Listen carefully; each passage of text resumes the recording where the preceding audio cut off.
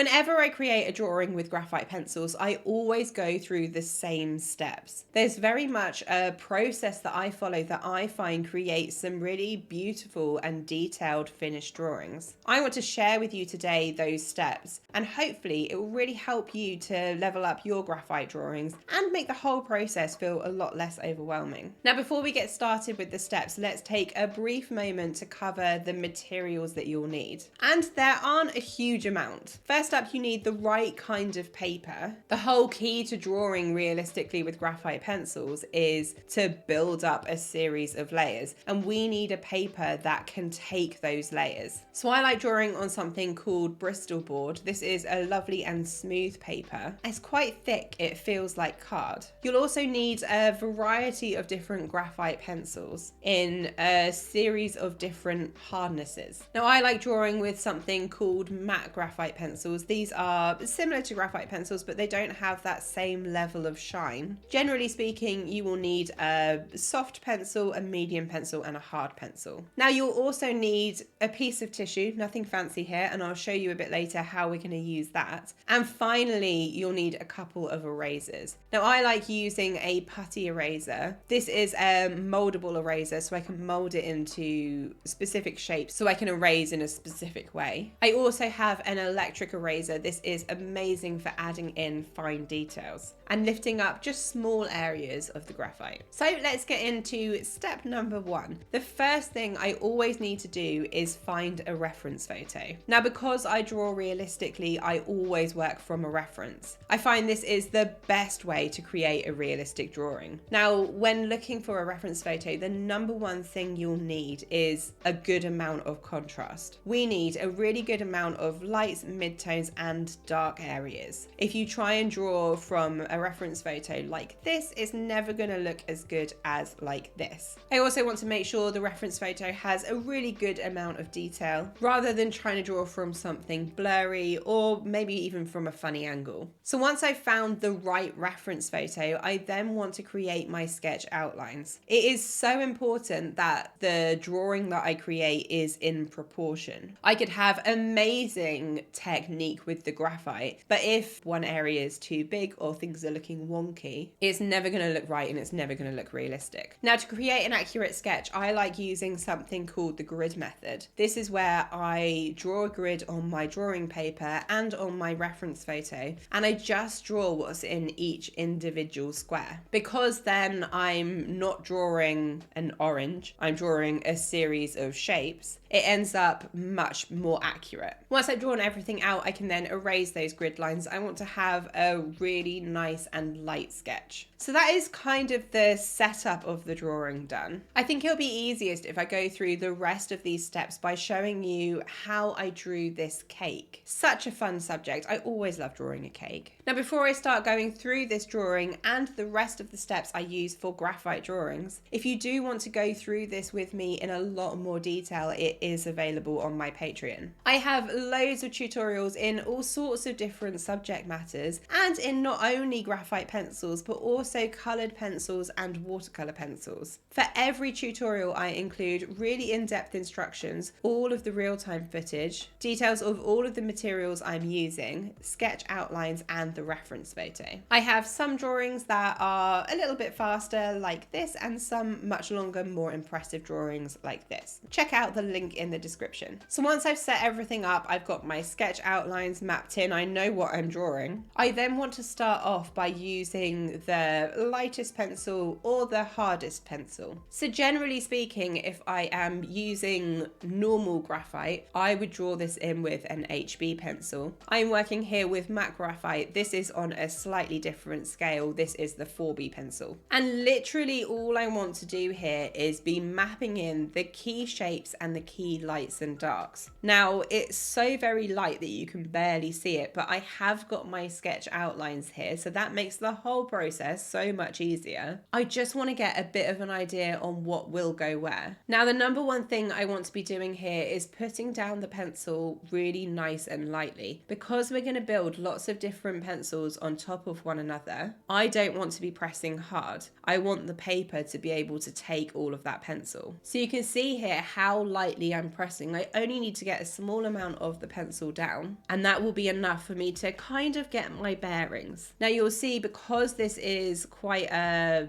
hard pencil, there's not any very dark areas here. It's all quite, on the most part, monotone, I guess. It's not got any richness, but that's fine. We don't need that at this point. I'm literally just trying to work out what is going to go where, make the shapes that are marked into the paper with that sketch a bit more obvious, and just make my life easier later. I think this is the most complicated part of all of the steps, because it's very much where everything gets mapped out. It feels the most overwhelming. So when I've mapped out all of these shapes, I've got something down on the paper, although it looks a bit flat and a bit kind of patchy. What I now want to do is use that tissue I mentioned. So all I do is take the tissue and wrap it around my finger, and then I'm going to use this to blend everything. So you can see I'm going over the whole of the drawing with circular motions, and that's blending the drawing out, smoothing everything out, and it's kind of creating a slightly more blurry background. And this means that it's going to be so much easier when we move on to the next step, because we've kind of drawn the whole cake already. Now you'll see that in some areas the pencil's getting smudged past the outline of the drawing. We haven't got clear outlines now, but that's okay, we can tidy that up later. So let's move on to the next step. And I'm going to do exactly the same thing again, but this time with the medium pencil. So it's a slightly softer and therefore darker pencil. Now, if I was working with standard graphite, I would use a 3B. Again, I'm working with matte graphite here, so I'm using an 8B. And I am just doing exactly the same thing again. You'll see that I'm going over the top of all of the shapes I've already mapped in. I don't want to go over anything that I want to stay really very light, and particularly looking at the flames on the candles here. They are so very light, so I don't want to be building a softer pencil over the top. Now, because I've already got so much of the pencil mapped out here, I've really taken the time to build this up already. It means that in this section, I can focus on any tweaks I need to make. So it's quite clear at this point if something's not looking quite right. So if, for example, the icing on the top of the cake isn't looking right, or some of those little chocolates, I can just tweak them. And because the first layer was so light in comparison to this layer, it means it just covers nicely over the top and it's much more forgiving than other methods. So I need to block in the whole of this section of the cake. It all needs to be so much darker than what I've got at the moment. You'll see I'm still pressing nice and lightly. We're still going to need to build more pencil over the top of this. We will also need to be using an eraser, so we don't want to put down the pencil so hard that we're not going to be able to do that. And once I'm happy again with how the cake is looking, it's still looking a little bit scratchy, but that's okay, because once again we're going to blend it with a tissue, working in circular motions, really smoothing this out. I'm still not worrying about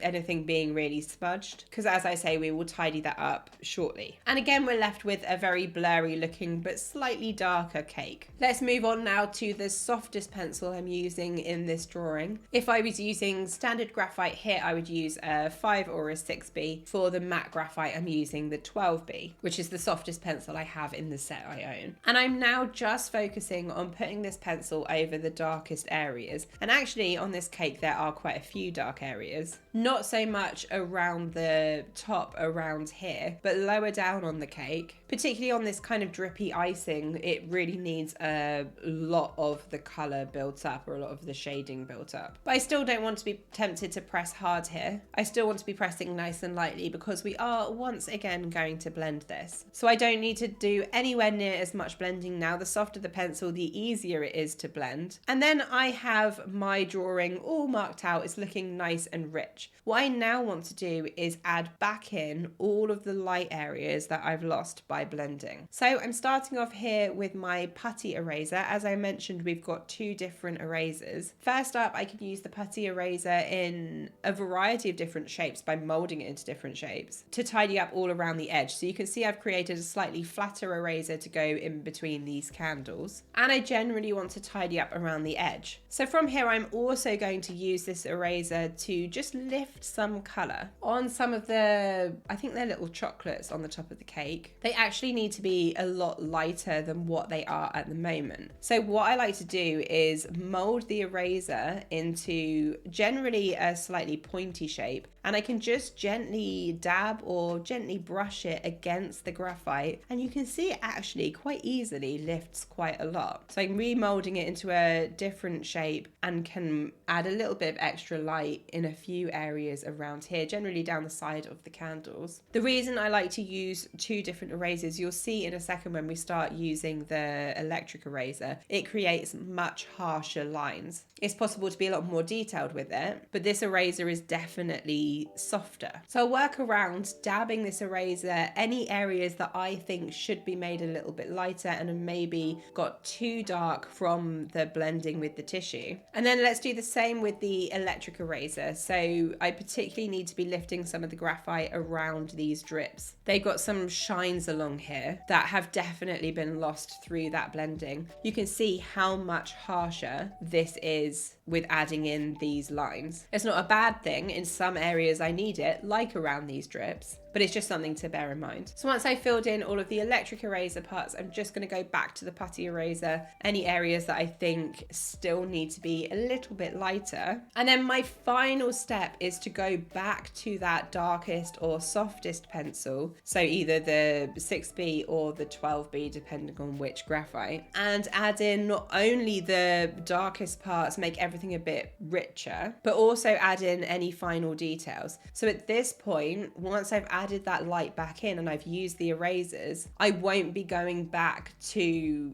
blending with the tissue. So anything I do now, that's how it will stay. So I can build up more of the icing, more of the cake. That's the main area that I particularly need to focus on, which needs to be darker. And once I've worked my way from the top to the bottom, you'll notice that I generally work in quite a methodical way. I can then go through and add in any absolute final details, which is all part of this final step. So I'm generally making the cake darker on the right hand side here and just tidying up around the edge with the eraser where I slightly smudged it here. But then that is it. So those are the steps that I always use for every graphite drawing. Starting out by getting set up with the right reference photo and an accurate sketch before working my way from the hardest pencil, mapping in all the shapes and blending it, then doing the same with the medium and then the softest pencil before adding those light areas back in and adding the final details. I always find this makes amazing